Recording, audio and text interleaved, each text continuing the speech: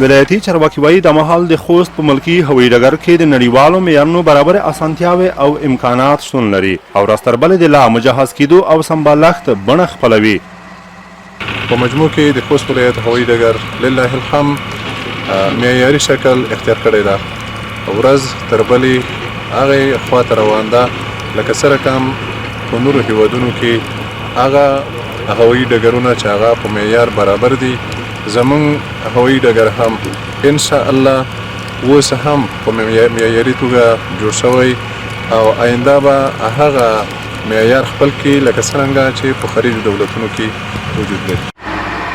دغه راز د ترانسپورت او هوایي چلند مسؤلین وایي پر یاده پروژه څخه د پاسه 26 میلیونه افغانۍ لګښت کیږي چې په ښه کیفیت او د نړیوالو نرمونو مطابق به یې چارې بشپړې شي.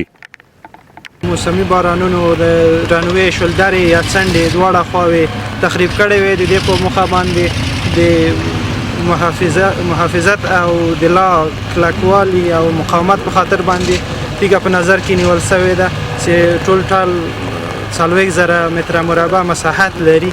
دا به انشاءالله پروژه پیل سو او په راتلونکي کې به د دې کارونه د انجینري او نورمونو او سټنډرډونو مطابق انشاءالله په ساحه کې تطبیق کیږي. هیره د نوي چې د یادې پروژې چارې به د 6 میاشتو په موده کې سر ته ورسیږي چې ورسره جوخت به رنوې یا ځغاستلیکه د ښکلا ترڅنګ د بهرني اوبو له تخریب هم وژغورل شي.